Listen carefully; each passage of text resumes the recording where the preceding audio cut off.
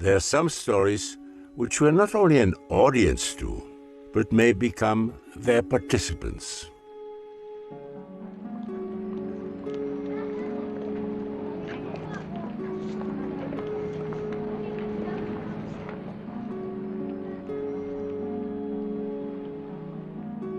Until 1988, it was all a mystery. This old man saved my life and that of hundreds of others in the Second World War. Yet for 50 years after our escape from all but certain death, we knew nothing about him, not even that he existed. Now he's celebrated as a hero.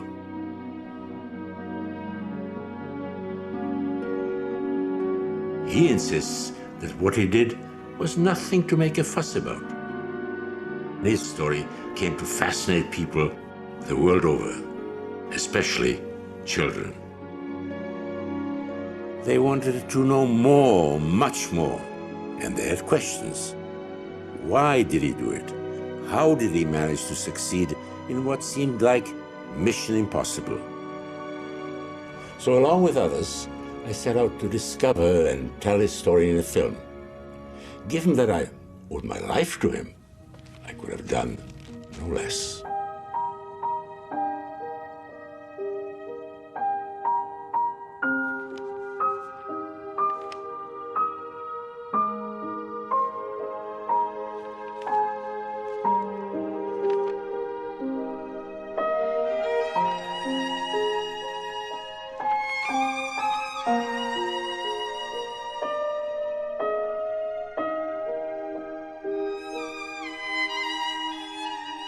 Mickey's story came out by accident after this scrapbook surfaced after gathering dust for decades.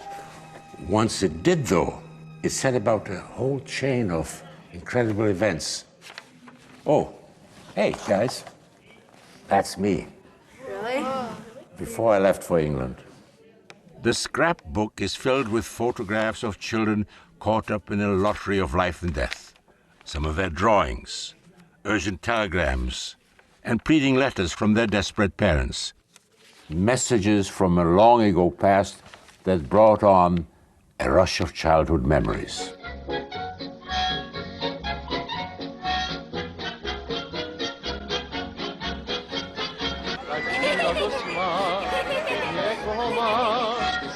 Môže ruku podať, veselo si zatancovať, keď muzika hrá.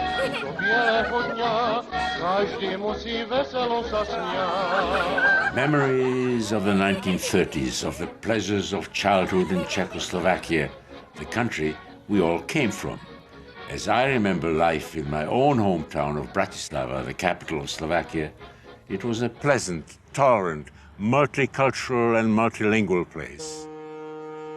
I learned to greet my mother's women friends with the then standard politeness of, I kiss your hand. It was, and I remember it still, Ruku boskám in Slovak, Ruku líbám in Czech, Ich küsse die Hand in German, and Keze Chokolom in Hungarian. Herr Ober, zwei Mokka, für Baby und für mich, dazu ein Stückchen Streusaukuchen.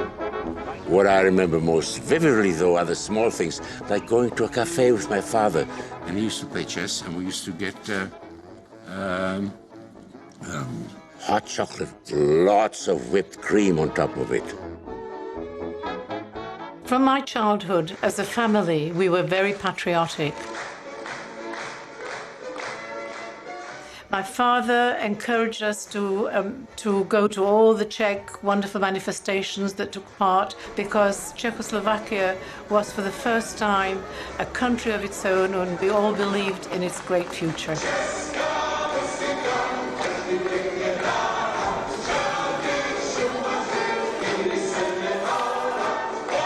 We lived in a lovely part of Shanov, in Teplice Shanov, and enjoyed many good things. My brother was marvelous. He invented all kinds of wonderful games for us to do, which were usually a bit risky and a bit naughty.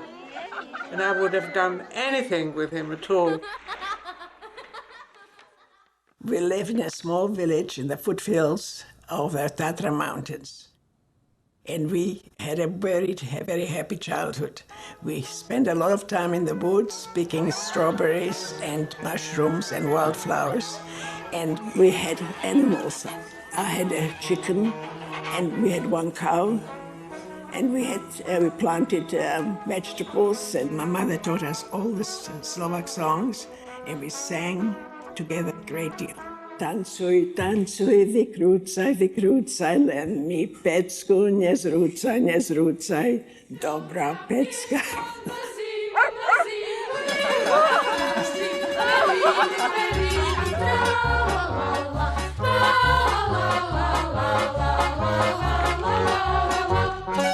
We used to go every Sunday to Karlovy Vary along the promenade. My father was an amateur dancer and won many prizes, and it was a well-known and a family outing. We had a good life till the Nazis took over in 1938. Before Nazism was born and grew in strength in Central Europe. Heil Hitler! Adolf Hitler ist unser Retter, unser Held, der edelste Führer auf der ganzen Welt. It started with Germany's Nazi dictator Adolf Hitler instilling hatred in Germans from childhood up for everything he considered foreign. Most of all, for Jews, Gypsies, and Slavs. And he used the hate he had whipped up to prepare his nation for war. Aber dass die Partei weiterleben wird, das weiß ich. Und dass über alle Personen, die das Forschungsstadion die Zukunft der deutschen Nation erfolgreich gestalten wird, das glaube You could hear Hitler's voice raving on the radio. You could see the Hitler Youth, members of the German minority, marching through our streets, and you could feel the danger getting closer and closer and closer. We were 7-year-old children in 2nd grade. And one day, a girl comes up to me and slaps me on the face left and right, and she said, "My father told me to do that." So I was stunned, I was flabbergasted. How can she do that?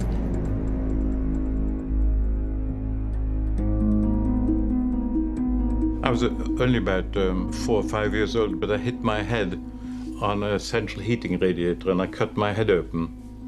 And I remember my father taking me to the doctor, and the doctor looked at it and he said, that does need stitching, but I don't stitch Jews. The hatred coming from Germany didn't just endanger Jews, but also the Czechs as well. They turned out to protest Hitler's demands for a chunk of their country, the so-called Sudeten borderlands.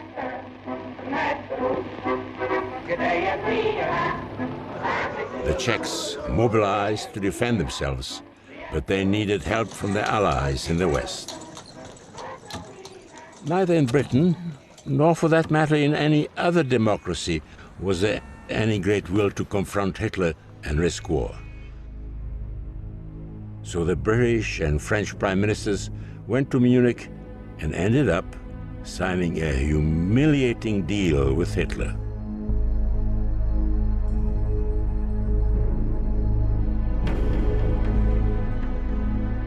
The word Munich has ever since then stood for cowardly appeasement. At the time, though, when Prime Minister Neville Chamberlain returned here to Parliament and waved that piece of paper he had brought back from Munich and declared it to have brought peace for our time, a wave of relief swept through most of Europe, but not in Czechoslovakia, of course.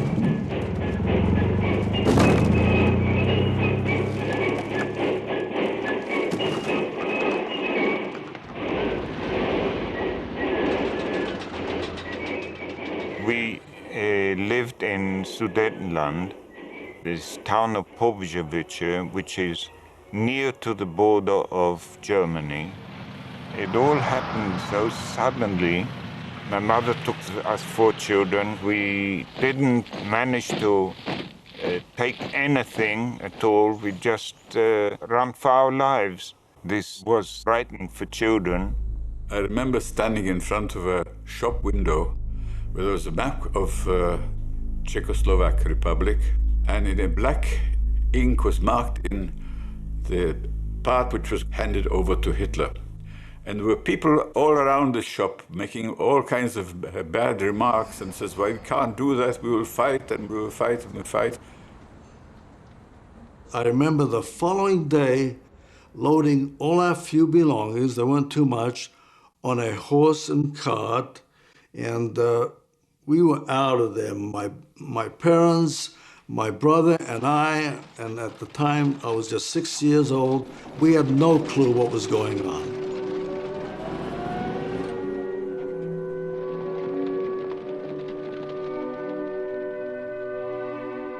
There was a new refugee girl in our class, and I was most surprised to see that she had no shoes on her feet.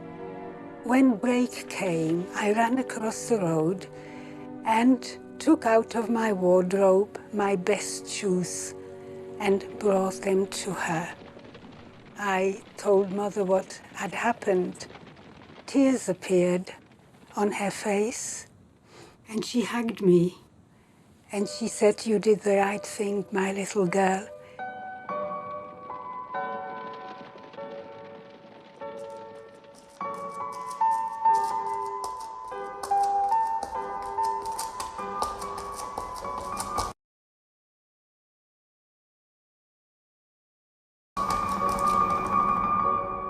The first pages of the scrapbook and of our story came to be written in December 1938.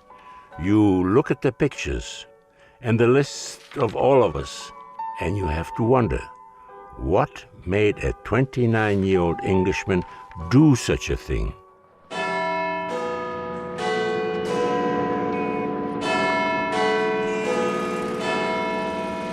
In a way, what Winton did was surprising. The world was his oyster. In the depth of the Great Depression, his job as a stockbroker allowed him to enjoy the good life. He was a champion fencer who also loved to sail, to ski, and to travel.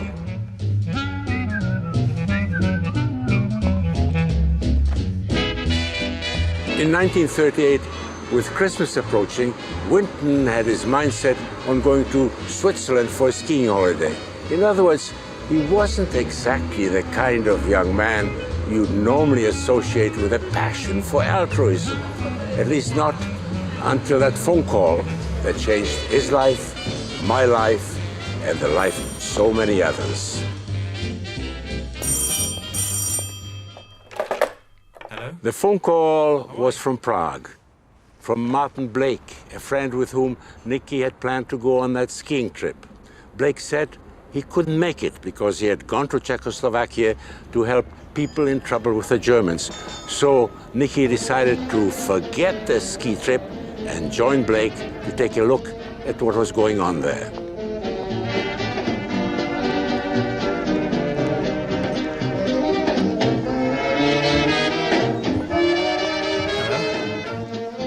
I went to Prague with the background knowledge of people in England who felt they knew much more about what Hitler was up to than the present government.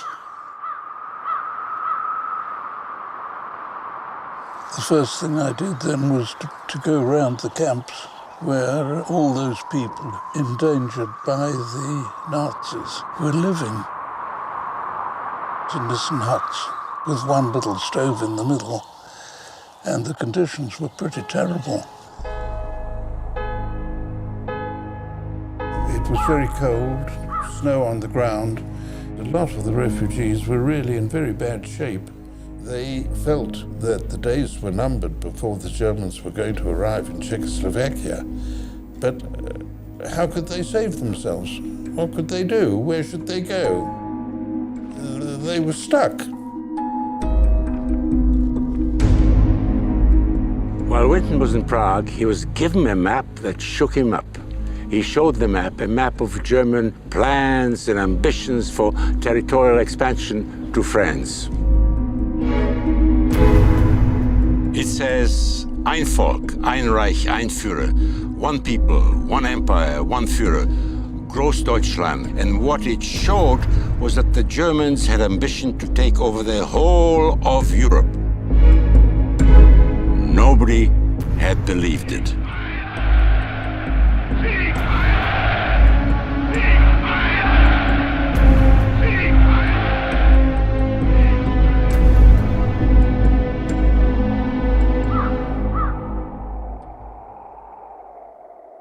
There were many other people, refugees like us, small children. There was a fire, smoke from cooking and heating, and I remember being given something hot because it was cold weather then.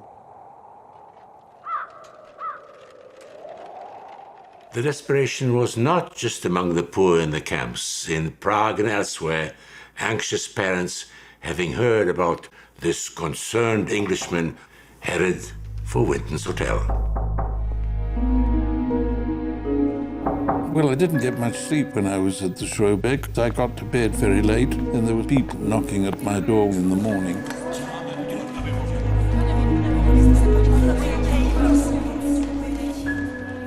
I saw those people who were in difficulty, in danger, people on Hitler's backlist for whom there was nobody to help. And I thought, at least I ought to try and save the children.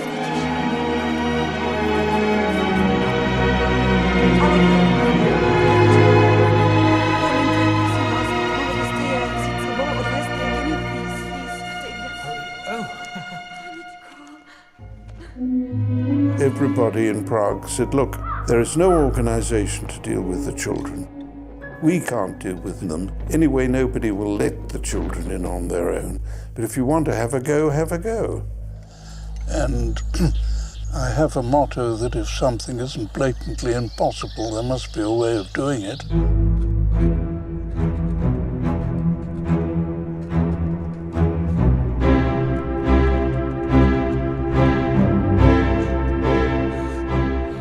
So he started writing letters here, there, and everywhere, asking for help. And he had no hesitation about going right to the top, writing to the White House, to President Franklin Roosevelt.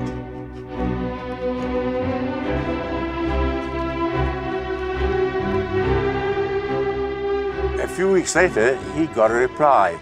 Not from the White House, though, but from much lower down on the diplomatic food chain, from this building here in London, right behind me, which at the time housed the American Embassy.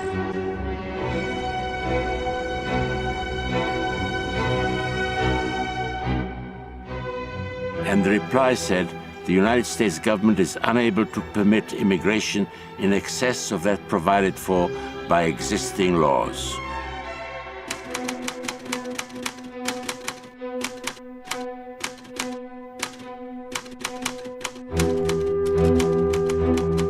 Winton wasn't about to let this stop him. He and his helpers started making up the list of children without actually knowing whether they would be able to help them. Well, this is the cafe that I came down every day. I wasn't sitting there for more than about 2 minutes before the first people came to talk to me and find out how they could get their children to England. And this went on the whole time I was here.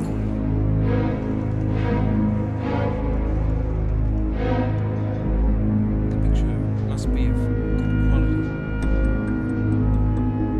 As word of his campaign spread, it drew the attention of the Germans. They suspected that Nicky Winton's efforts were about something more than just getting out a few children.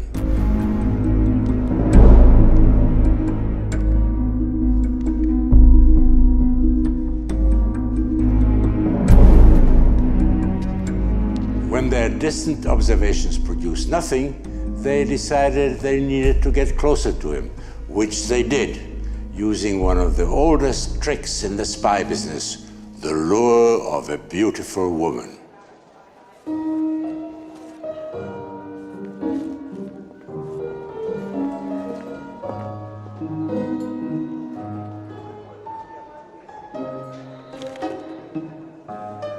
They met, as if by chance, at the Hotel Schrobeck. Nicky was enchanted, and not just by her beauty. Her name, she said, was Kirsten, and she was the Prague representative of the Swedish Red Cross. I dare say she was very beautiful. I mean, traditional for a spy to be beautiful, isn't it? You can't have an ugly spy. It's a contradiction in terms. Kerstin told him she had permission to bring refugee children to Sweden.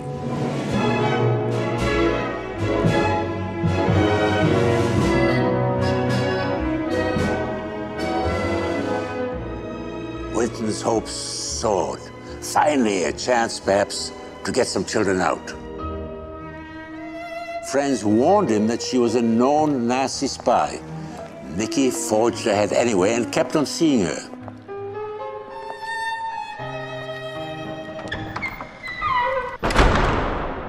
And it paid off. Kirsten got 25 children admitted to Sweden. In fact, she flew off to Sweden with them and disappeared from Nicky's life completely.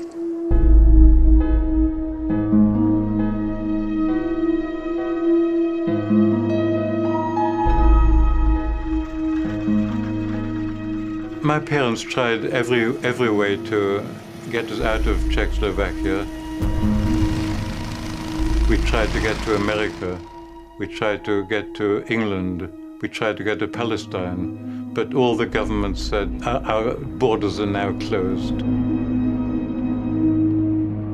My mother got up every day at 4 o'clock and went to stand in the queues of different consulates for getting papers for Uruguay and some other unmentionable places. And there was no way out. We knew that the timing was absolutely essential to do everything now and quickly. The number of children who were in urgent need of leaving the country for safety was certainly over 2,000.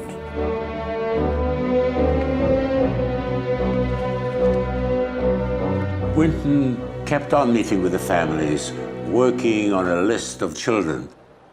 Then suddenly, his work was threatened by a phone call from London. The call was from his boss. My boss from the stock exchange didn't think that what I was doing in Prague was important. He didn't think what I was doing in Prague was necessary. He said, why do you want to stay in Czechoslovakia and help those far-off people that people don't know anything about? He was just a money chap on the stock exchange, completely non-humanitarian, with bags of money, and all he thought about was money. Winton, to the relief of his co-workers, decided to defy his boss and stay in Prague. Nicky Winton's efforts came to the ears of all those who had decided that to send their children away. That my father also approached this refugee committee. My mother took me to the Winton office on Rubešova ulice. We stood in line on a winding staircase for hours till my turn came and I was registered.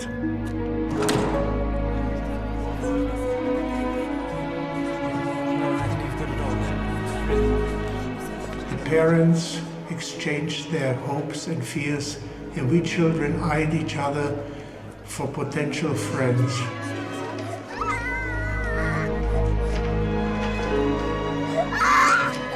You had all these refugees who were fleeing from Hitler and who were in danger of their lives if Hitler made another move into Czechoslovakia.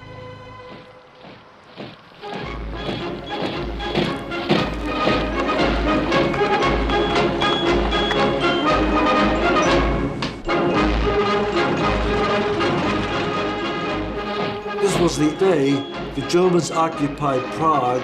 There was convoys approaching. Germans with motorcycles in front, with sidecars, and behind them there were the big trucks, open trucks, with soldiers seated in 2 rows. The people on the street were screaming at them. Women were crying.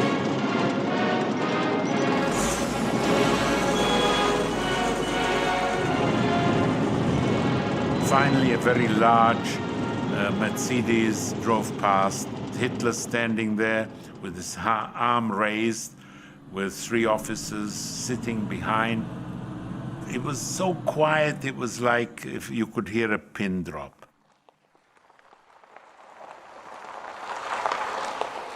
It was a very disturbing feeling already to me in those days when I was 10 years old.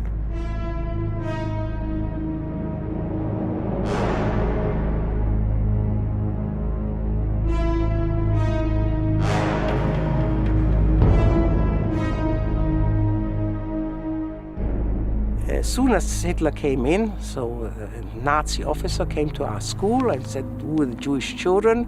And another child and I put a hand up. So he said, "Now, all you sit at the back. Jewish children sit at the back."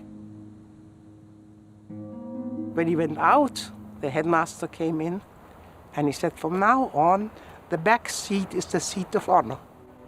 Only the best children sit there." That was Czechoslovakia.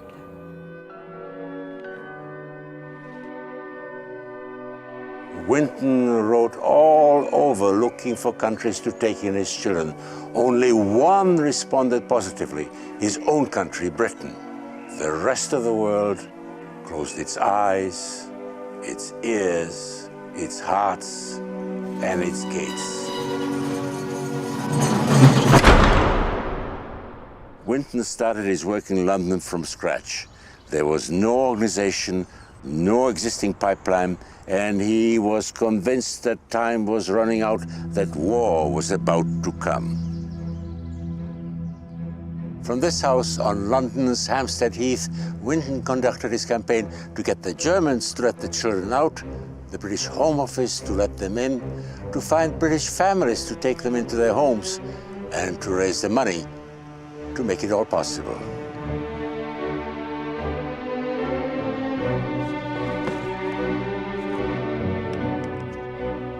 One of the chief problems was people said that the English government would never allow children in on their own without their parents. I asked the Home Office and they said yes. And they gave me certain conditions which were difficult. I had to find a family which would look after the child until the emergency was over. And each child had to have a guarantor of £50. It was a hell of a lot of money. When I say the committee in London, it was me and a secretary working from home. I mean, we had no office. We weren't an official body at all. So all I had to do was to buy some notepaper and print British Committee of Refugees from Czechoslovakia, Children's Section. And at a very special meeting I had with myself, I then appointed myself honorary secretary.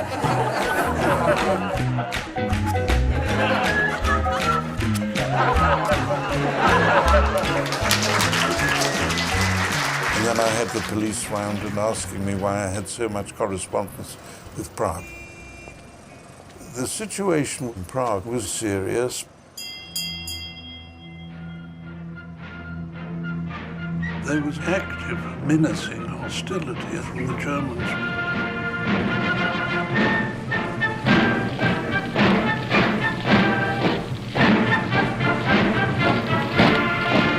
When Hitler came, when the Germans occupied Czechoslovakia, I had to leave school. We couldn't go to the movie, we couldn't go to the opera, to concerts, everything was forbidden. Father was driving along with the Karlovo náměstí, and they saw that the Gestapo had made an action there, and they were taking people out and putting them onto a truck. Every family was scared. Which family was not scared? Every family was scared. Whenever my father left for the office in the morning, my mother was terribly upset and quite often cried because she was so worried that he might never come home again, being arrested by the Germans. One day, some German officers came to this Jewish town hall and demanded from my father a list of names and addresses of the Jews in Prague. And he told them that he didn't have a thing like that.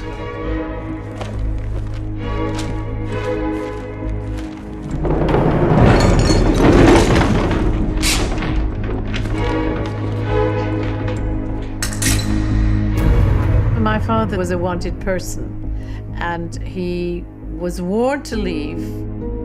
A few days later, the Gestapo did come to look for him. They took my mother away for questioning.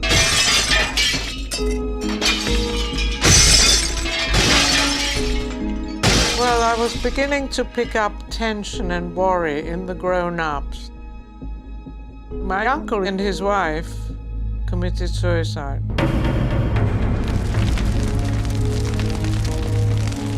And then the next day, someone came to our house and said, Brno's burning. And so I was terrified of fire. That was the day then that there were 4 synagogues burnt down to the ground.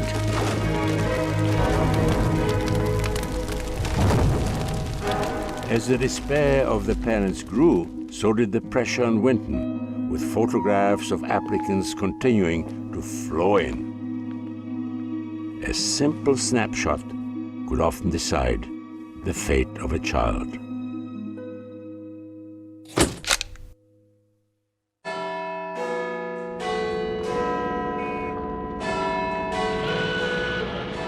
We received the pictures of the children from Prague with details of each child. We enlisted these pictures in the local press, the national press, in Picture Post, which was a journal which helped us enormously.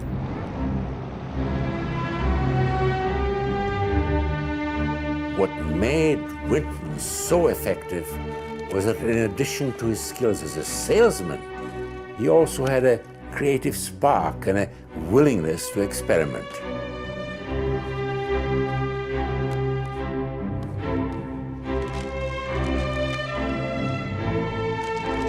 And we put 6 or 8 of these children together on one card, merely to speed up the process of getting the British families to choose. If somebody said we'd like to take a child, we just said, with what sex? And then we said, what age? We gave them pictures of half a dozen children. And then we asked them to choose a child, which was rather a commercial way of dealing with it. But it was quick and effective, and it worked. And in most cases, it went right.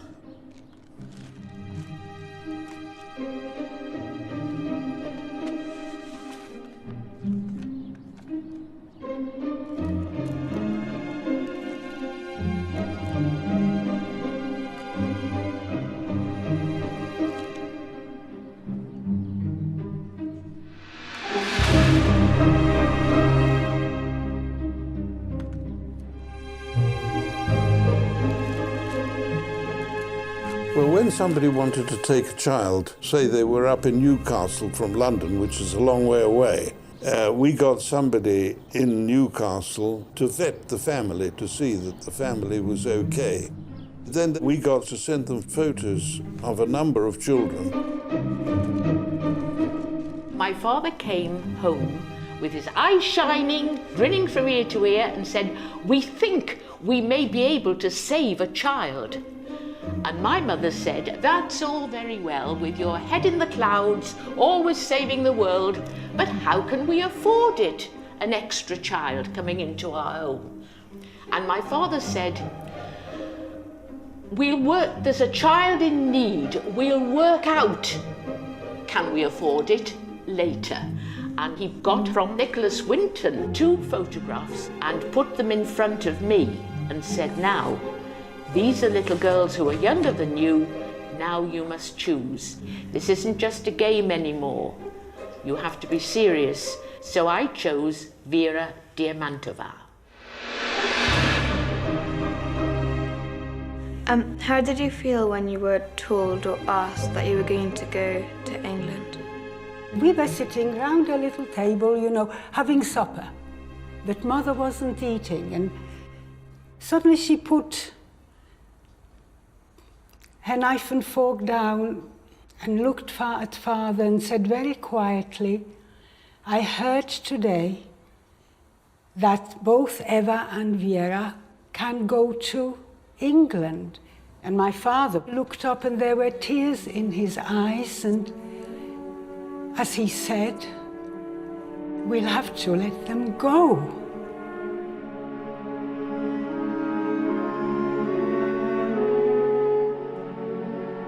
There was a lot of sadness in the house, and also sort of the peculiar atmosphere. My father looked sad. My mother obviously was devastated. One day I remember my father called me and he said, "You're going on a long journey. You're going to a country called England. We can't come with you."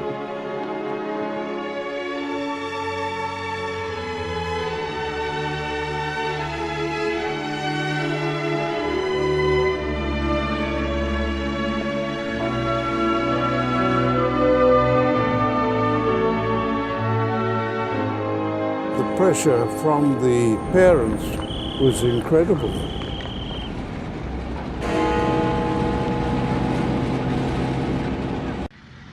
We in London at that time thought that there was going to be a catastrophe at any moment. And for us, time was absolutely essential. We cut all kinds of corners, even having fake passports or travel documents made at some time because the Home Office was a bit slow.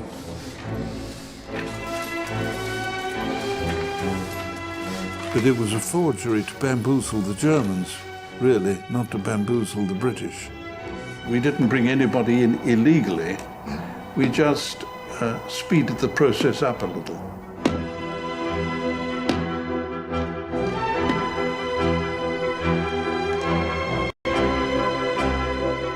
Two days before I left with the Kindertransport, my parents took me to some resort near Prague where there was a lake where they wanted to be alone with me.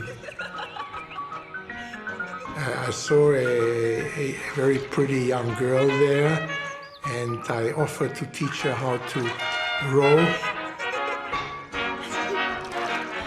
And I got completely lost in this activity. When I came back, my mother looked at me with great relief and reproach and said, "Is that what you do to your parents one day before you're leaving?" And I felt very guilty about it. I have a dress that my mother made for me. She made everything herself. She sewed for us to have clothes, not only for the age that we were at that time, but she didn't know how long it would last, how long we would be away, so she sewed for a year ahead or so. Then the day came that we had to leave. We went to the train. Everybody was there already, my grandparents and all our friends and all our neighbors, and they came to say goodbye.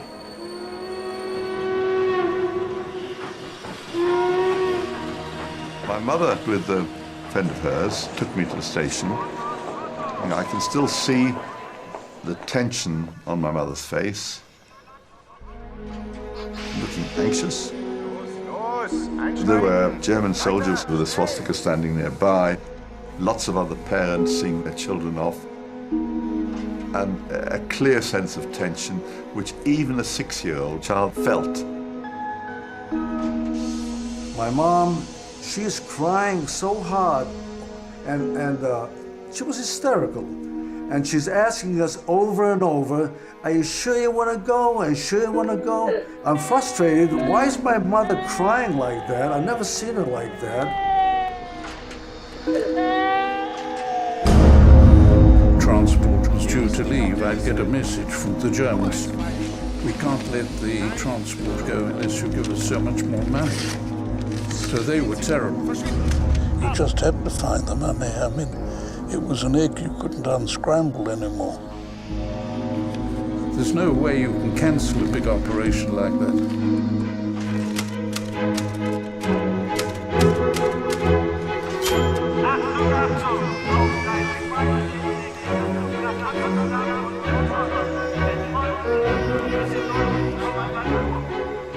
Was it easy for you to leave and go to England?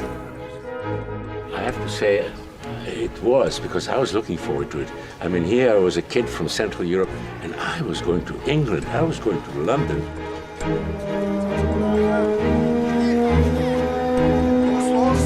So then, the last thing my dad said to me was I should be his brave, cheerful little girl. And I think I have been. And he said, see you soon.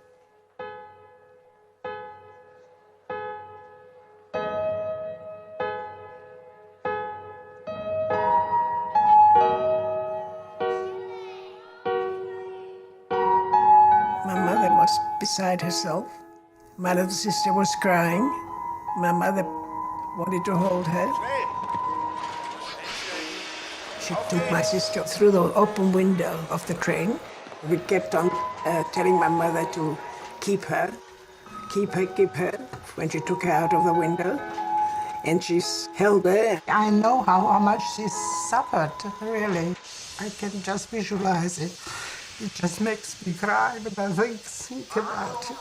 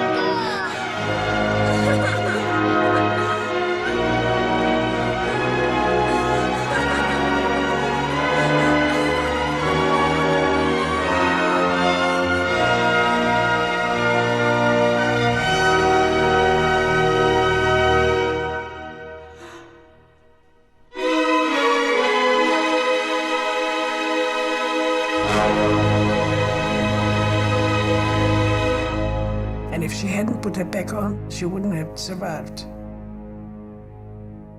Decades later, I would catch myself looking at my own children, trying to recapture a fraction of the dread those parents, my parents, must have felt.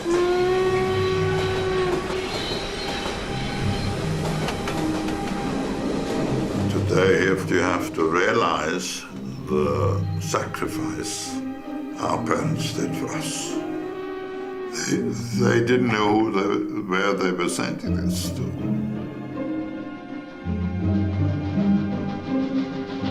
It was the courage of our parents to send their children away.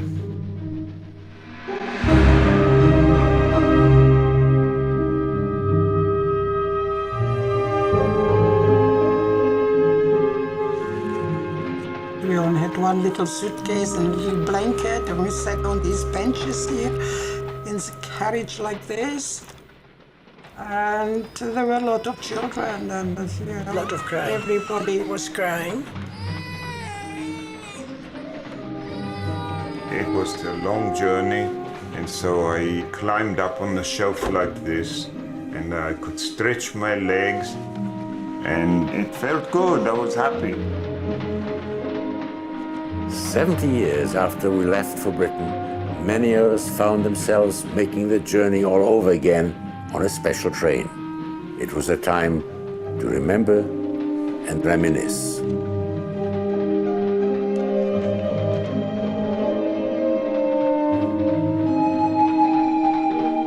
They put me in charge of you and said, please take care of her. And I put you on my lap. And then we started playing Hopper Hopper Writer. You still remember that? I remember Hopper Hopper Writer. So it goes, Hopper Hopper Writer, wenn fällt es Reiter, fällt in den Graben, fressen in die Raben, fällt in den Sumpf, macht der Reiter plumps. Then the next day, when we were crossing Germany, we were passing through these railway stations decked with Nazi flags, uniforms. And there were big portraits of Hitler and swastikas everywhere.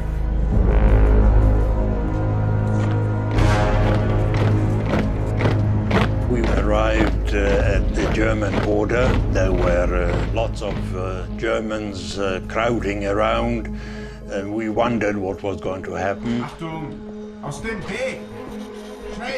There was something very frightening about the way they walked into the cabin, looked at our luggage. It was a feeling that there was going to be trouble.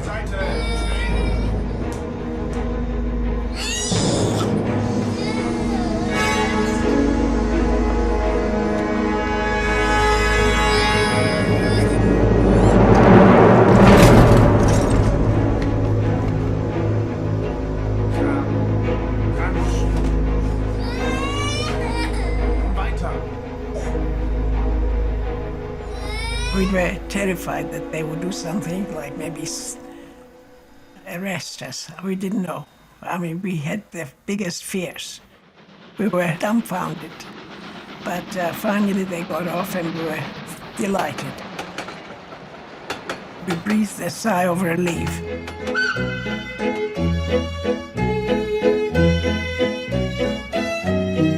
We finally arrived to Holland. Through the entire train, there was an atmosphere of relief. It was like coming out of a tunnel. It was very strikingly different, as if the sun started shining.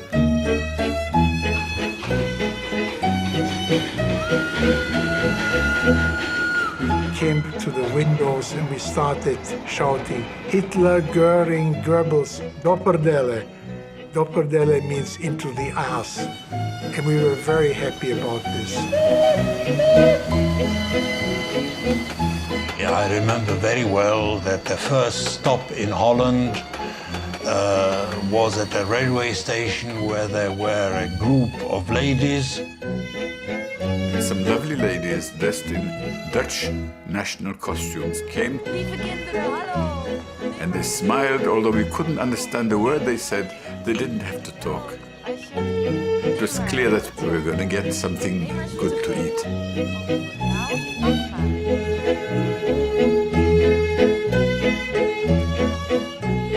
They gave us cocoa, the famous Dutch droste cocoa, and which was delicious. And we received white bread. We had never eaten this kind of bread. And I felt that either it was wet, or that somebody wetted it, maybe cold. And it seemed kind of odd to me, kind of pat, that I didn't really like. The bread? Well, it's very difficult to describe. It's indescribable.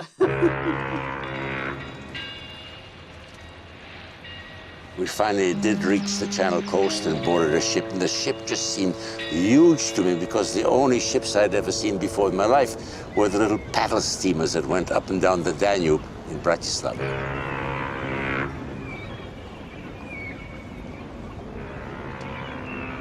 And being little boys, we were fascinated by the ship and looking around, climbing up and down gangways and just running along all over the place.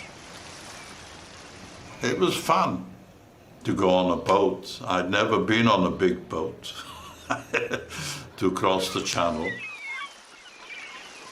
That night, as we crossed the English Channel, suspended for a few hours in the calmness of the ship rocking us to sleep, I heard voices from nearby cabins singing the Czech national anthem.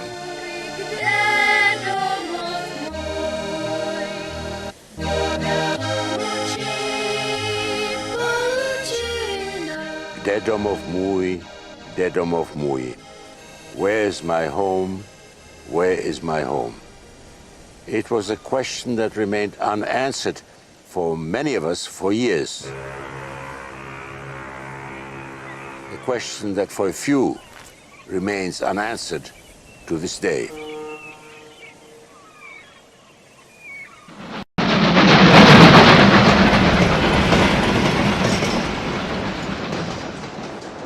Liverpool Street Station.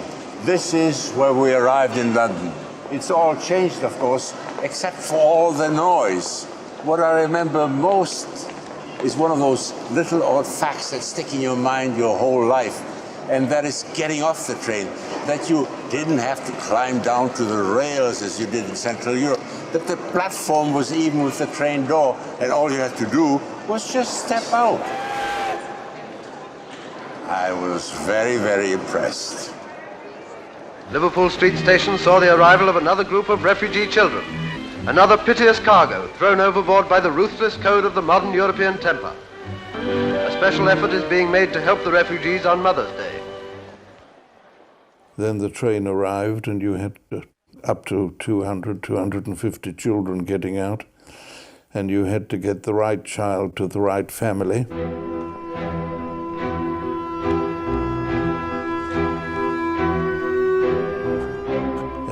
You had to treat it as a business. When you got the right child to the right family, the family had to sign for the child so that you had some proof of delivery.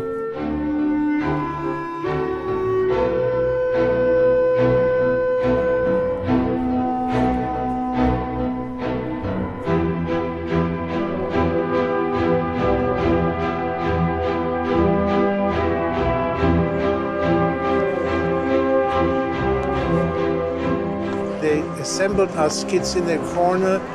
There were a bunch of grown-ups waiting behind a barrier, craning their necks, waiting to pick us up. A lady behind a wooden table called my name, Ben Abeles.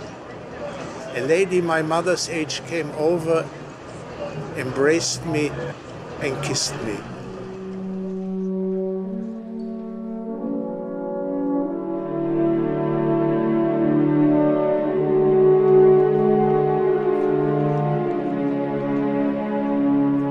I remember when I arrived, having this uncomfortable string round my neck and a big placard on my chest, and I just was totally alone with nobody around me. And I was obviously waiting for the family who I was going to pick me up, and I was just three years old. There's bound to be troubles and difficulties. Some children got left behind and the police looked after them until we could sort things out.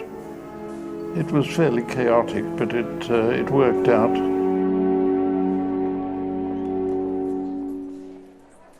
There were 5 boys sitting on suitcases, waiting for somebody to pick us up. Nobody picked us up. It was late at night, and a taxi driver came over and asked us, "Have you been here since 7 o'clock in the morning? Are you hungry?" And he drove us not far away from the station to a fish and chip shop. I remember him showing us putting salt and vinegar for the first time onto the fish. I know to this day that the fish and chips was very good. Later, he took us to his own wife and small child in a single-bedroom apartment in which he put us up, the five of us. English people as a people are extremely kind, and I would say the poorer they were, the kinder they were. And we all were ushered into a big hall, and there were hundreds of the children. I had no idea where I was going, and child after child, hundreds of these children, one after the other went. And I was left sitting there, trembling at the knees. And suddenly the door opened, and a little lady ran towards me, laughing and smiling at the same time, with tears streaming down her face as well, and she hugged me, and she spoke words I didn't understand then, but they were, "You shall be loved." And that's the most important words any child can hear. Mr. and Mrs. Nam, the family that took us in, they were Methodist farmers in Redgrave in Suffolk, East Anglia. Their cottage had a thatched roof. I'd never seen a thatched roof. My cousin and I went around the walls knocking. We were afraid it may fall down. And for instance, the toilet was outside. There was no electricity.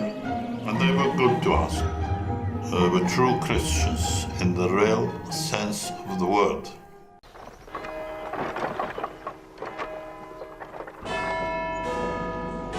And the only people who objected to what I was doing was when one day a couple of rabbis arrived at home and said that they understood that some of the good Jewish children I was bringing over to this country were going to Christian homes, and that must stop. And I said, well, it won't stop, and if you prefer a dead Jew in Prague to a live one who is being brought up in a Christian home, I said, that's your problem, not mine. My guardian came from a distinguished Scottish family and had an enormous influence on my life. She provided me with an ethical yardstick. The lessons of her life were her extraordinary unselfishness. Barney gave me this wonderful dog, a Great Dane, and I was very small and I could ride on his back, on the dog's back. We used to play mothers and fathers. Do you remember? Yeah, we just played very happily together. We did, and then we played cowboys and Indians. The sun has got his hat on, hip, hip, hip, hooray! The sun has got his hat on and he's coming out today. My first day in London, Audrey, my guarantor's daughter, took me to Harrods here. There were so many new sights for me. We had a great time running around. I decided I was going to marry Audrey, even though she had pimples. But I wanted to live in that rich house of theirs.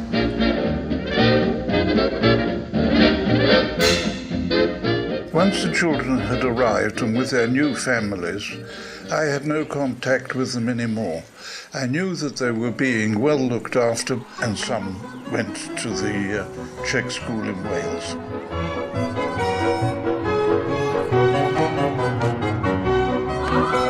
We had many pillow fights in school, and many a time these pillows burst and the feathers flew out and we had to clean it up. I liked it there. It was a good atmosphere with boys and girls together.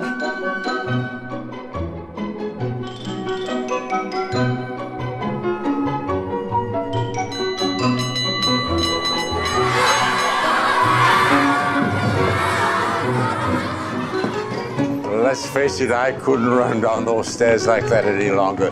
But I do remember those days at the Czechoslovak school as though they were yesterday. Despite the separation from our family, despite the fact that we missed them so much, those were some of the happiest times in my life and in that of many of my schoolmates. We also did things in the community. We went to old age homes and spent time with the people there. We learned that you are not the center of the universe, that there are other people out there who have problems and needs, and maybe you can do something about it. So it was fun. It was great fun. But also we acquired an education.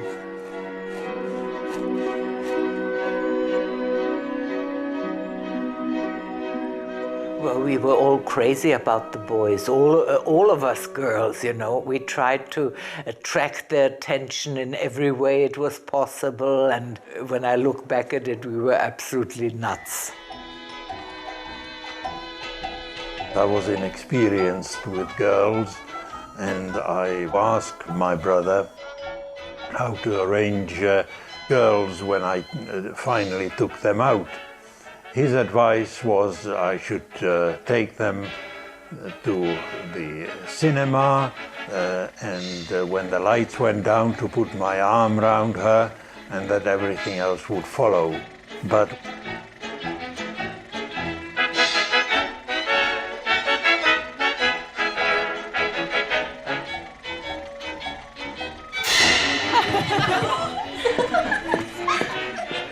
so I'm afraid his advice was good in theory, but not very good in practice. The month of August, which is normally a happy month of holidays, has been passed in Europe beneath the shadow of war. Hitler demanded Danzig and the Polish corridor which runs between Germany and East Prussia.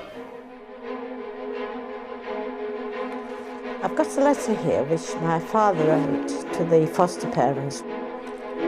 You will, I suppose, feel how it aches us to be separated from our own child. Here, however, the possibility to care for her suitable future is smaller with every day.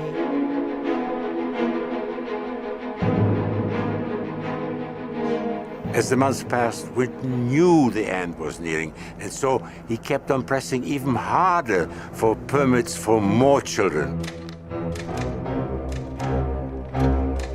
I mean, there were thousands of children on the lists who wanted to get out.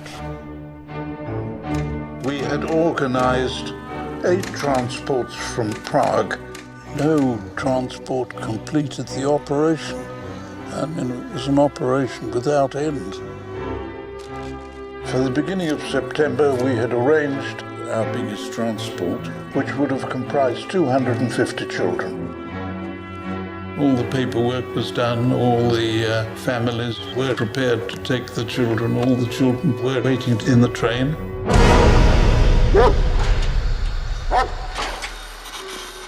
Auf Anordnung des Reichsprotektors in Böhmen und Mähren wird der zwischenstaatliche Eisenbahnverkehr mit sofortiger Wirkung eingestellt.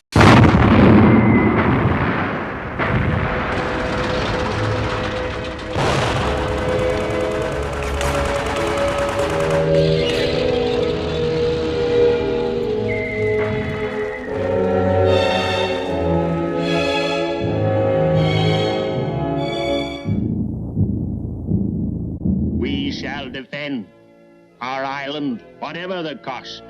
We shall never surrender.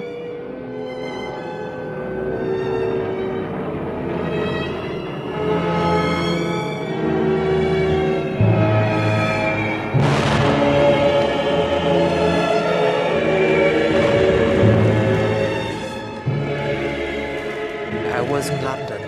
We watched the planes coming over, dropping bombs. I remember the houses fell down like cards or domino sticks. Just collapsed. I was afraid to go out on the street afterwards. It was a terrifying experience. Our neighbors got a direct hit on their shelter in the garden, and all of them were killed.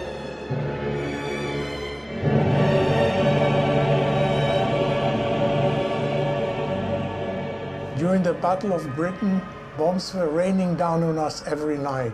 I was then an apprentice cook at the Bailey's Hotel in London as a dishwasher and a pot washer.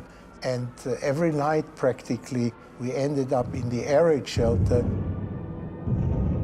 I was sitting next to a maid, and when a bomb was falling, she clutched my knee. And I asked her whether we could share a blanket, and she agreed. And then I put my hand on her knee, and she didn't object. And my hand started roaming, and she didn't object either. And so I was really looking forward to these air raids.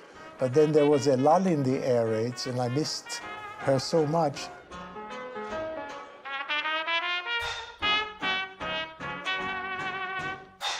My mother was absolutely heartbroken, and she wrote us long letters. My dearest children, I'm very happy that you are over there and don't know about evil. All Jews under 50 here must work in labor camps. We will come through somehow, and you mustn't worry about us. But I'm very happy that you are not here.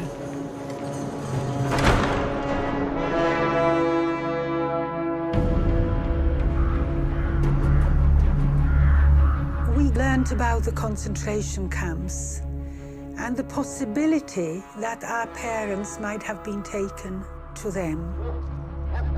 We all hope that nothing awful happened to them, that they were well. The last letter from my father came in 1942. He wrote that they had received orders to pack up, that they were being transported somewhere else, and in which he sort of wrote to his sons, telling them not to forget the precepts they were taught at home, and he hoped the Almighty would allow us to grow up into just and decent men.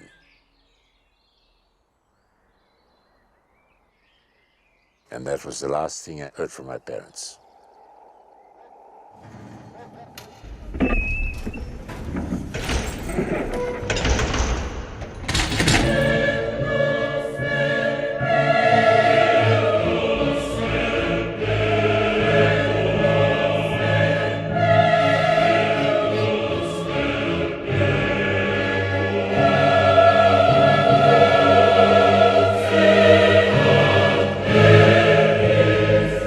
Greatest regret was that our biggest transport, which was 250 children, which was due to leave at the beginning of September, was cancelled because war started. And almost none of those children survived. Nothing that happened prior to the war starting was really of any importance anymore. What was done, what couldn't be done, what had been done was done. Once you can't stop a war, and there is a war, you, I suppose, go to the defense of your country, and I joined the RAF.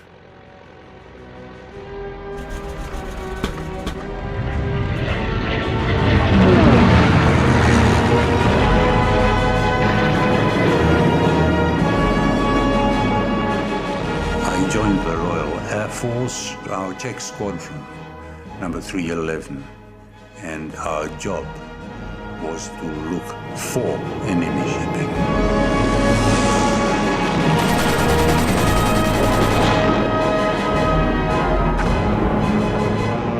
I volunteered for the Czech RAF, and I was able to help to hunt German submarines.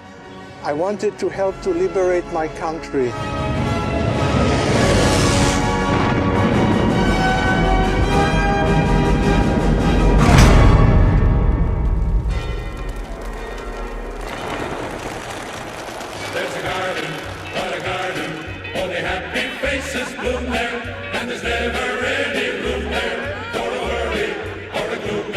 And there's music, and there's dancing, and a lot of We decided to go to town to see how everybody was celebrating. And Trafalgar Square, I remember in London, where everybody went around putting up their two V for Victory. Everybody laughed. That was so gay. We were dancing with American soldiers.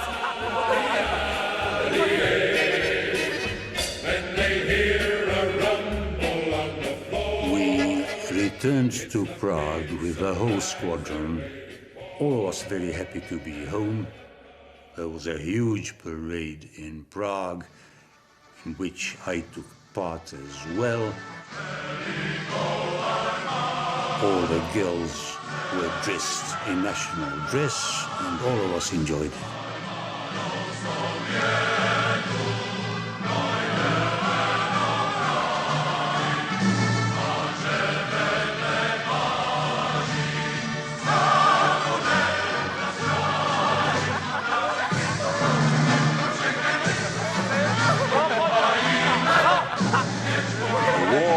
Was over, but still no news of our families. Many of us came back to Czechoslovakia to look for them. I came to Prague, here to this building behind me, which served as a clearinghouse for separated families. Inside, wall upon wall filled with notices put up by people looking for their missing loved ones. Of my parents, though, not a trace. I know they were deported to Poland, but to this day, I'm not certain how they came to die. My first stop in Prague was the house from which my parents were deported to Terezín. There was a minimal chance that they would have come back. I lingered for a while, as if I were waiting for them to appear suddenly, but in vain. My mother and my brother, together with about 10 other children, arrived to Auschwitz and were sent to the gas chamber. An old friend of the family who took care of the dead bodies immediately recognized my mother. He told her, "Please take your children, go in, sit down in the corner, and start to sing with them. Because if you sing and you inhale the gas, you will die very quickly."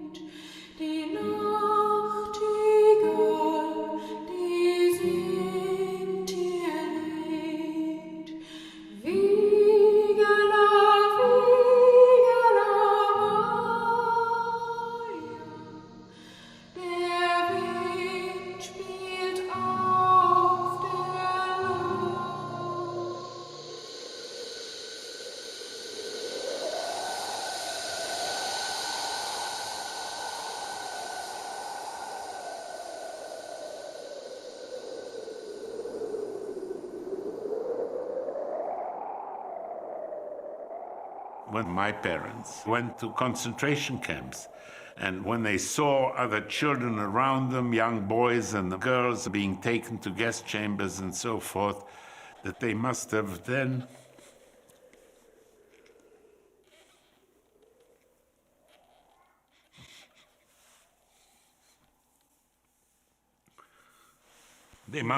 realized what they had done.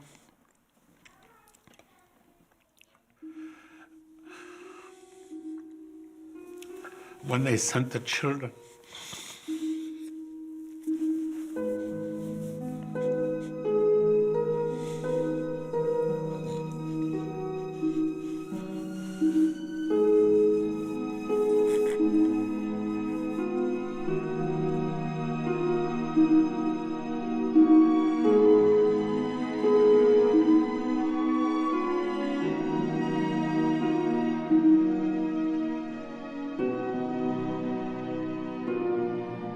family.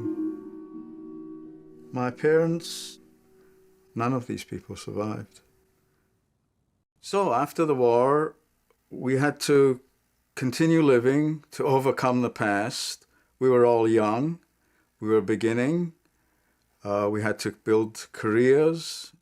You know, we're spread all over the world.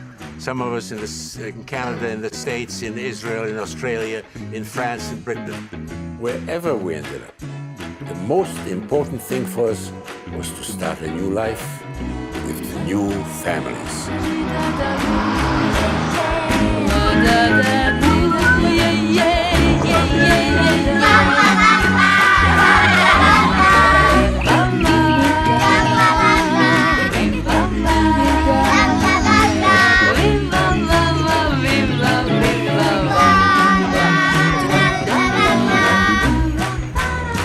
I hadn't got a clue where all these 700 children were.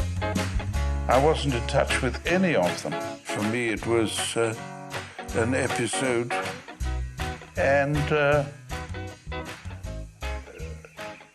it was something that happened. So many more important, to me, more important things happened in the meantime. He's very keen on his gardening and he spends a lot of time in the garden, but he's a very domesticated husband. He does a lot of helping out in the house. I get annoyed because he's very untidy. I'm not all that tidy, but he is really very untidy. I'm fairly happy with Greta, with what I've done and what we do together. Fairly, I like that. Very happy. Very happy.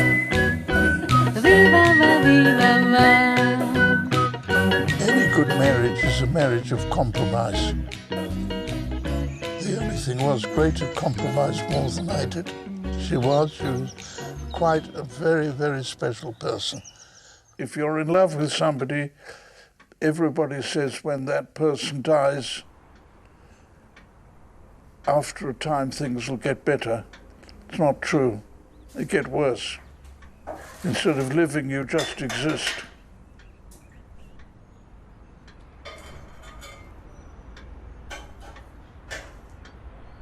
And I spent my time with carpentry, mending the bicycle, photography. I listen to music, at home I embroider, I do a bit of gardening. My father has been involved in helping charities nearly all his life. A lot of his work's been with Abbeyfield, a charity helping old people. I'm just building a home for Alzheimer's at the cost of £4 million. He still acts as if he's half his age. He's still very active and still likes making mischief. Oh, his current plan is to try and be arrested, to show what a silly law we have to do with helping old people. Well, I drive and I like driving quickly. You got a speeding ticket last month. What I got a speeding ticket in a one-way road where there was no other car, and I was doing 50 miles an hour in a 40-mile area.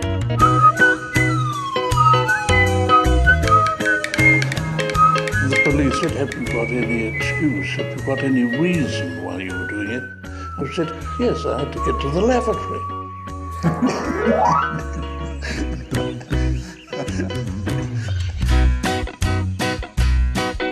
Being so active must be like a recipe for longevity for my grandpa, just to keep going and not stop.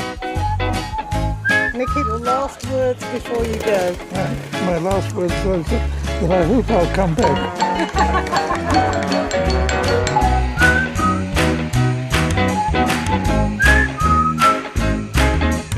One thing I've learned from Grandpa is that you should always try and help people. So if the opportunity presents itself. I don't mind if you tell the truth. Of course I love my grandpa. With all the world, everything.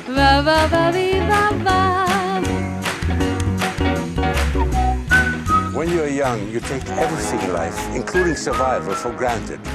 As I grew older, though, I began to wonder more and more how it was that when so many died, our parents, friends, families, and millions of others, how it came to be that we fortunate few on those trains from Prague were spared.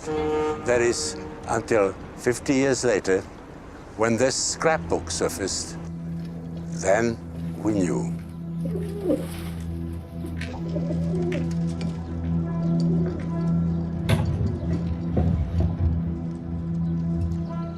The scrapbook and its story gathered dust for decades in the Winton's attic, until one day, Nicky's wife Greta found it, opened it, became fascinated, and yet was puzzled. And so 50 years after it happened, Nicky Winton finally told his wife what he had for so long kept secret. I suppose there are quite a number of things which husbands don't tell their wives. And his wife went to London and she tried to give this story to several people, but nobody was interested until she came to me. I was given the scrapbook and this list of names, and I thought it was very moving because they were ordinary names of people and Czech children. For instance, Berman Thomas, Bekefi Jiri, Benedict Ruth, and we wrote to every one of them.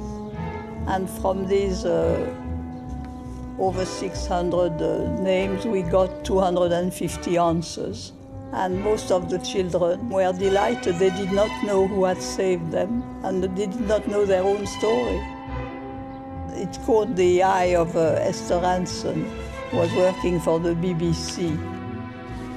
So we did some research, and we managed to track down some of those children, now adults, living in England. We were absolutely thrilled. This lady said to me, "What's your name?" So I said, Pinka Savic. When I saw my name and my brother's name printed, it is the biggest shock of my life. I couldn't speak, I couldn't breathe.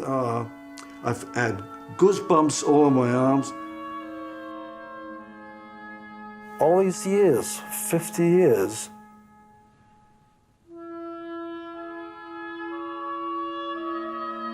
nobody knew who masterminded our rescue. And then out of the blue, I was asked to take part in a television show, That's Life, where to my joy and, such fulfillment, I came to face to face with the man who saved my life.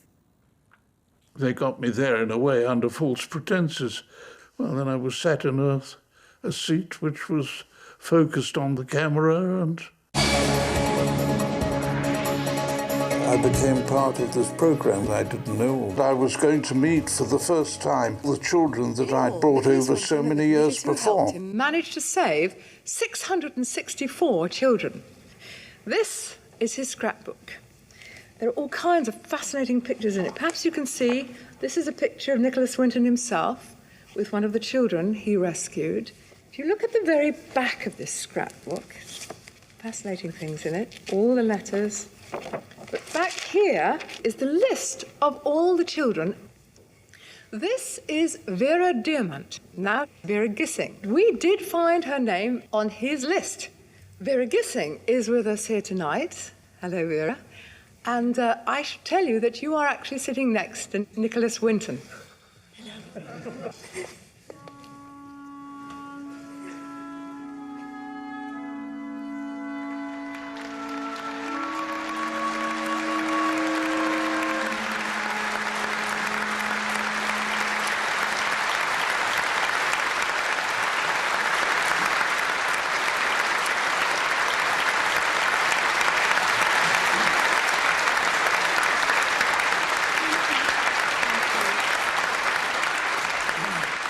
I wore this around my neck, and this is the actual pass that we were given to come to England, and I'm another of the children that you saved.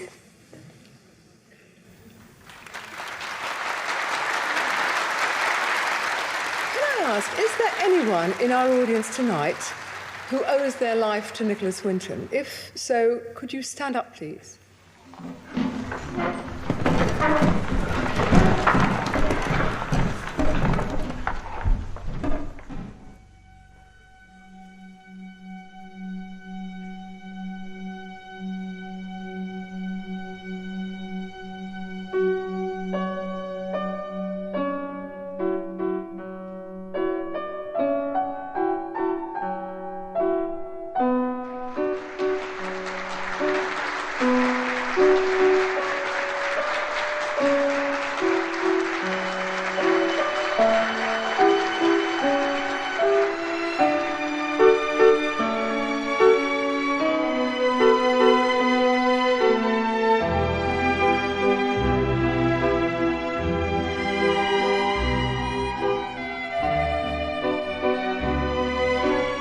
We are part of his family. He has now accepted us as a sort of an honorary father, and he's accepting our children as honorary grandfather. He is the head, I think, of the biggest family in the world. When our memorial train from Prague arrived in London, the man who had waited for us at the station in 1939 was waiting for us once again.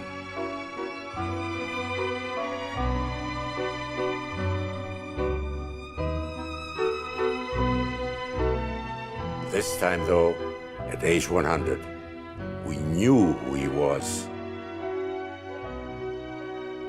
It was a wonderful thing that Nicky Winton did, and without him, nobody in this room would be sitting here. I wouldn't be here, Dad wouldn't be here.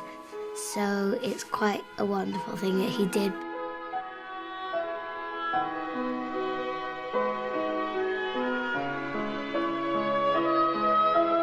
A lot of us have a feeling that we have to somehow repay Winton for all what he did. We do it by doing work which is useful and good and help other people. For the last 12 years, I work as a volunteer at the Schneider's Children's Hospital, and I really enjoy it.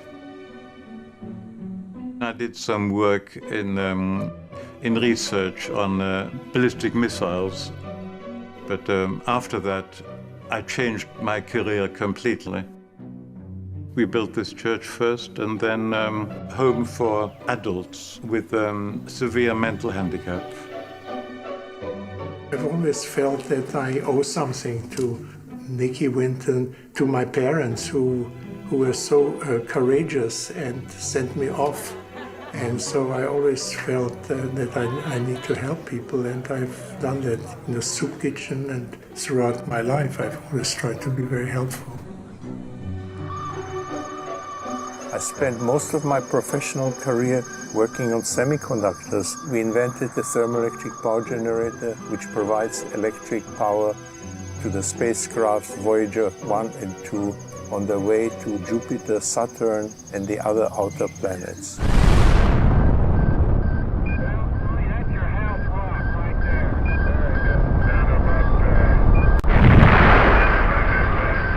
Nicky's deed is like a small stone thrown into a small lake. And the ripples and the waves from that stone are getting wider and wider and wider. And the wider it gets, the more good is being done in the world. Nicholas Winton saved Grandma, and he didn't have to. And that made me want to help people too. And I heard about people who had cancer and had lost all their hair. And I cut 10 inches off my hair, and they made it into a wig for one kid who had cancer. And I feel very good about doing that. This summer, I helped organize a peace camp for girls. There were 7 Jews and 7 Arabs. We all realized that we're the same, and that we're living in the same place, and we do need to find somewhere peace. Right now, I have 7 new Palestinian friends, which I very much like. Many young people from different countries were eager to show Winton what good they themselves were doing. So they started filming their activities, interviewing various personalities, all for a special program which they will present in Prague.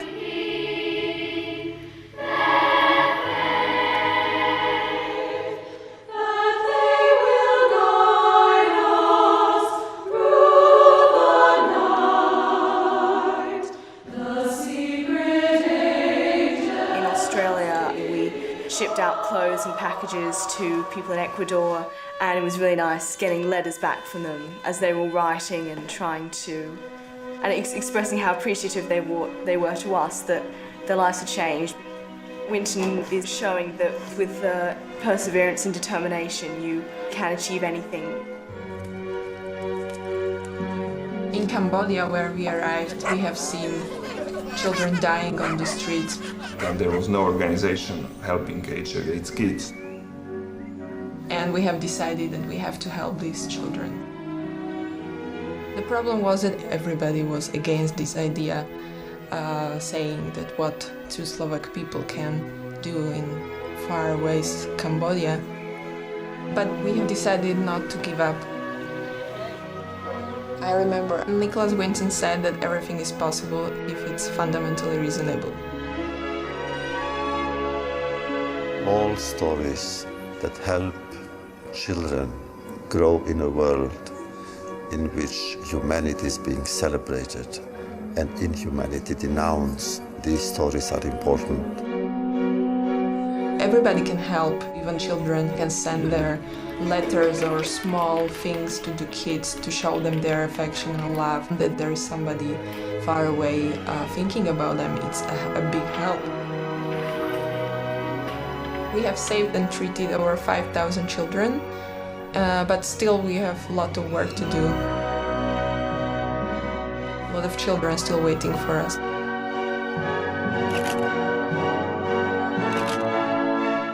We need special effort to bring up our basic nature of human beings, compassion. Here is example, Nicolas Winton. So we should learn from his motivation and from his courage, from his act. We must carry his spirit generation to generation. Then humanity's future will be brighter. Ladies and gentlemen, Sir Nicolas Winton.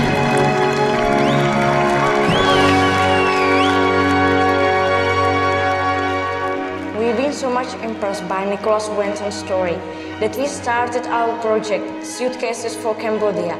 Suitcase is a symbol of our help for children.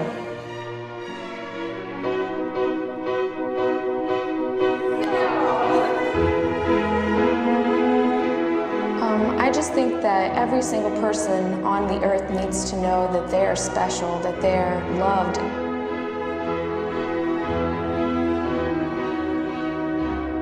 Nicolas Winton has influenced so many people all over the world to help someone who is very ill or in danger.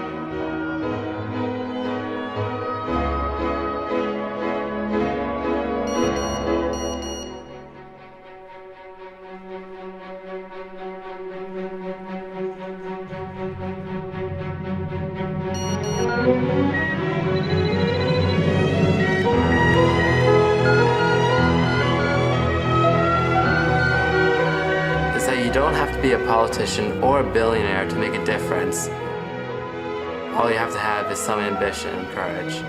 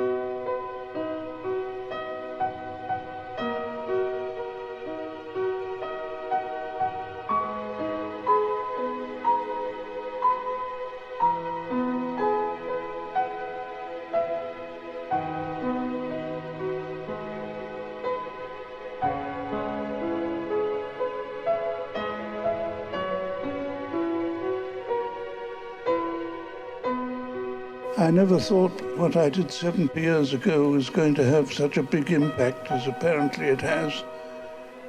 And if it has now got a story which helps people to live for the future, well, that will be an added bonus.